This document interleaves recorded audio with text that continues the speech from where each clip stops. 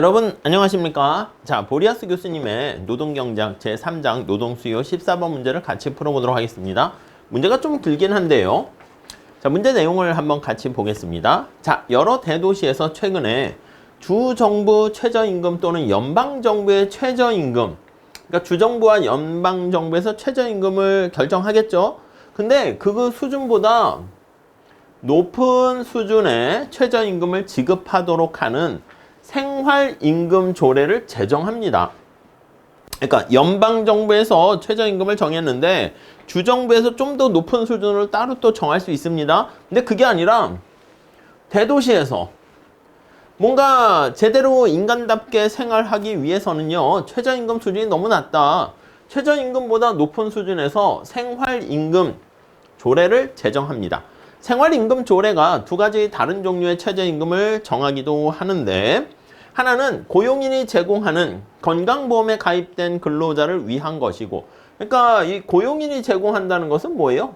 그치, 회사, 기업에서, 직장에서 제공하는 것이고, 다른 하나는 고용인이 건강보험을 제공하지 않는 근로자, 그러니까 자영업자 같은 경우 생각하시면 되겠습니다. 직장에 소속되어 있는 않는, 그러니까 직장 가입자가 아닌, 그러니까 직장에 가입했으면 고용주가 회사가 건강보험을 제공하는데, 그게 없으면 내가 직접 자영업이니까 내가 사장이니까 내가 사장이면서 내가 근로자가 돼요. 내가 나한테 건강보험을 줘야 되는 상황이 되는 것이죠. 이해 가시죠? 자, 이렇게 두 가지 경우가 있는데, A번 생활임금 조례가 고용인의 건강보험 제공 여부에 따라서 근로자를 분리합니다. 너네 사장님이 네가 회사에 들어가서 삼성에 들어가서 거기에서 건강보험을 주니? 아니면 네가 직접 자영업을 하고 있으니까 건강보험을 주는 고용주나 그런 기업이 없니? 이렇게 하는 이유는 무엇인가? 특히 지방정부가 특별히 해결하려고 하는 노력은 무엇인가? 간단하게 보겠습니다. 자, 여기 보시면 노동자를요, 건강보험 제공 여부에 따라서 지금 분리하고 구분하는데, 그 이유가 무엇인가 라고 하면요, 앞에 여러분 대도시라고 해놨잖아. 미국 같은 경우는 땅덩이가 크기 때문에 약간 대도시가 지방에 있는 약간 농촌이나 이런 도시보다 훨씬 물가가 비싸서 생활비가 많이 듭니다. 자, 그렇기 때문에 여기 나와 있는 도시에서 생활하기 위한 최소한의 필요 비용, 진정한 생활 비용이 더 많이 필요해요.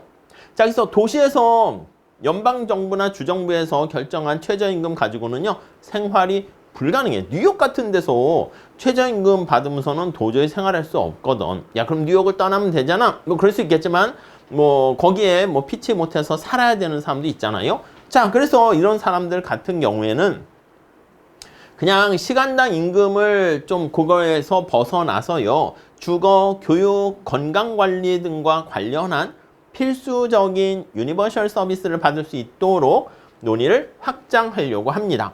특히 건강보험 관련된 우리 의료보험 같은 거 생각하시면 돼요. 의료 서비스와 관련해서 비용이 되게 비싼데 지역정부는 이런 차이를 이해를 하는 겁니다. 인식하고, 건강보험이 제공되지 않는다. 그럼 자기가 건강보험을 부담해야 되니까 그런 경우에는 좀 뭔가 최저임금을 높게 주고요.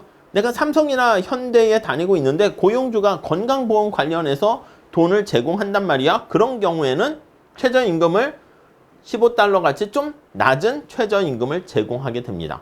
자, 이렇게 하는 가장 큰 이유는 뭐냐 하면 여기 실질적인 생활 수준을 보장하기 위해서이다. 건강보험은 개인의 의료비 관련된 건데 고용주가 제공을 좀 어느 정도 하게 되면은 좀 나의 부담이 좀 작아지잖아. 그러니까 최저임금을 좀 낮게 제공을 주게 되는 것이고요.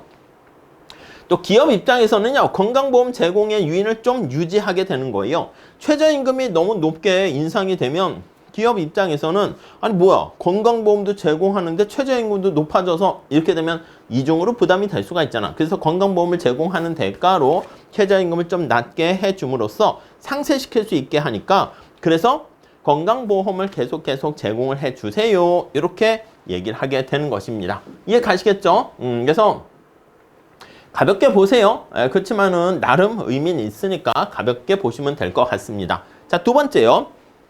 자, 종종 생활임금 조례가 시정부에서 일하는 공무원에게만 지금 생활임금 조례는 그러니까 약간 최저임금 수준이 높은 최저임금이라고 생각하시면 돼요. 그래서 높은 수준의 최저임금, 고최저임금이라고 최저고임금이라 해야 되나? 이렇게 보시면 되겠습니다. 자, 근데 이게 공무원들에게만 적용이 된다 할게요. 그래서 이들은 주정부 최저임금 또는 연방정부 최저임금을 적용받는 민간기업에 고용된 근로자들보다 높은 임금을 받기도 합니다. 글쎄, 자기네들이 좀 뭔가 이렇게 더 많이 받도록 이렇게 조례를 만드네요. 아무튼, 자, 생활임금은 적용 분야랑 비적용 분야를 만들게 돼요. 자, 적용 분야에 해당하는 사람들은 누구? 공무원들. 비적용 분야에 있는 사람들은 누구? 공무원이 아닌 사람들. 이렇게 얘기를 할 수 있고요.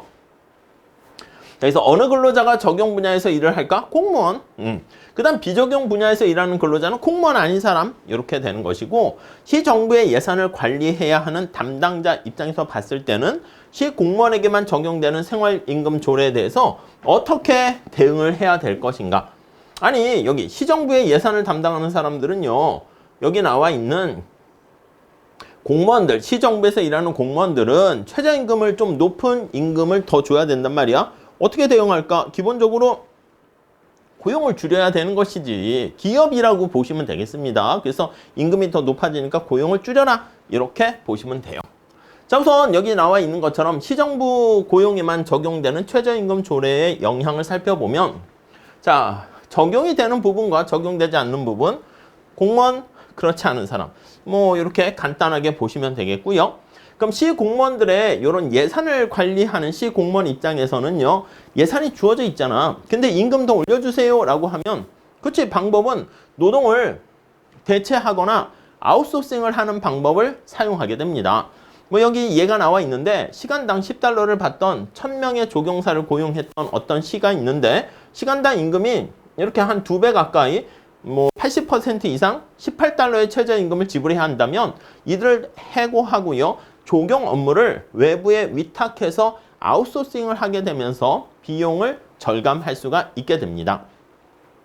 그 다음에 노동력의 이동, 시공무원에서 해고된 노동자들은 비적용 분야로 이동하게 됩니다. 그죠? 최저임금을 적용받는 데에서 일자리 갖지 못한 사람은 적용되지 못한, 우리 그래프 2개 그려서 나타내는 거 잘 아실 겁니다. 그럼 시간당 10달러 그렇게 받게 될 수밖에 없게 되는 것이죠. 자, 그런데 이쪽으로 노동의 공급이 많아지게 되면 비적용 부분의 임금은 더욱더 하락하게 될 수밖에 없다라고 보시면 되겠습니다. 오케이?